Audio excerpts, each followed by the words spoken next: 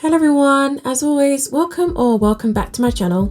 I hope your month is going great so far. We're almost at the end of the year already, that is crazy. And as the new year approaches, I have been doing some reflecting on my years as an artist and have had a lot of realization as to why I've had so many struggles and setbacks. So I wanted to share some of the things I did that had a negative impact on my creativity and well-being and what I did to overcome those mistakes. So let's get into the video. And number one, the worst mistake I made was blabbing and telling everyone my big creative plans, especially when they involve deadlines. It can put pressure on yourself and cause guilt when you feel like you've let people down by not doing what you said you would. I had this issue when I told all my followers I was going to create an original graphic novel all by myself, despite having no experience whatsoever. I got people interested in all these concepts and ideas and character lore. The pressure was on and I slowly began to just crumble. After 5 years of pushing back the deadline for the graphic novel, starting, then scrapping and changing my mind back and forth, I finally ended up officially cancelling the passion project and felt like I had not only let myself down, but my friends as well, who were looking forward to seeing it. Sometimes it's better to just get things done without having the spotlight on you. At number two, trying to do way too much. Digital art, traditional art, sketchbook art, animation, even scrapbooking and crafts, all whilst trying to learn to film and edit videos. Focusing on bettering one thing at a time is better than trying to be a jack of all trades and resulting in being a master of none. At number three, we have another case of me trying to do way too much. I was trying to manage too many platforms. I was on Instagram, TikTok, unfortunately, Artful, Tumblr, YouTube, Kofi. I'm so glad I wasn't on Twitter, but yeah. And I was trying to put all my energy into growing all these platforms at once and completely draining myself. The best thing for me to have done was to focus on growing one platform at a time. Number four, letting planning become Letting planning become procrastination. Something I still struggle with to this day. I would spend hours writing down all my creative ideas in my notes and saving images on Pinterest, creating boards and getting a false sense of productivity.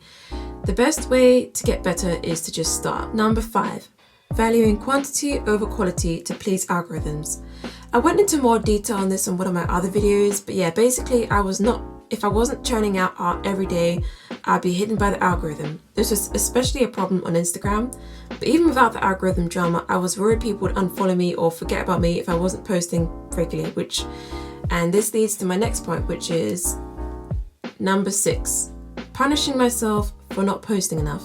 4 days without posting felt like 4 weeks for me, and I would spend hours brainstorming what to post. This ate away at me, and for a period, I stopped posting completely because I was starting to hate creating art. Number seven, being impatient.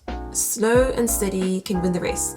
I had to stop rushing to get something done, take breaks, come back to the canvas after a day or so to refresh my mind so I could notice things I might have not noticed and fix those anatomy errors and colors outside the lines. Number eight, overanalysis.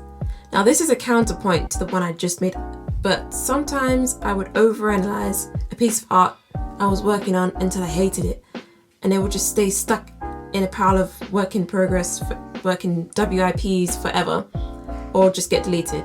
It's all about balance.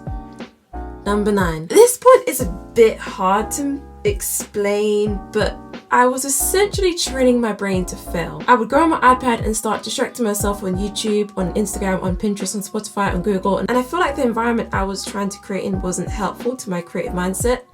Getting out to create has been a big help. Getting out of the living room at least to go and create either at a cafe or at a desk. No TV, no radio, no news, no family to interrupt, just me and my creative ideas. When I'm not in focus work mode, I take a break from my screen and read, journal, do my hair, play with my dog, but I'm just not lounging around all day staring at an empty Procreate canvas, waiting for ideas to pop up like how I used to. An example I'll give is, you don't sit at the table and wait until you're hungry. You work up an appetite by going for a walk or hitting the gym or watching a show about cooking or maybe Ratatouille, something like that. So yeah, don't do what I did and sit and stare at your plain canvas or unfinished WIP, waiting for inspiration or motivation to just pop up. Try and do something else. And it will help your relationship with art as well, because you won't just be stressing yourself out when you can't come up with creative ideas. I feel like my issue is that I've trained my brain to go into search for distraction mode every time I open Procreate. I rarely feel any desire to create, but always feel an itch to jump on YouTube or something. Yeah, this is something I'm working on. Now, I only try to use Procreate when I'm certain I have a plan of what I'm going to do. So I'm training my brain to go into focus mode when I use the software. Or you can just do some practice sketches or something. It's not to say that you can only go to Procreate if you've got a masterpiece in mind, but if you're just going to Procreate or whatever app you use, whether it's Clip Studio, whatever, just jumping into it and then just distracting yourself, like, oh, let me make a playlist, oh, let me just look up some references, oh, and the next minute you're just scrolling. I hope that this point made sense. So there we have it. Let me know if you can relate to any of these things or share things that held you back as an artist and what you did to overcome them. I should see you guys again in December. Bye bye for now.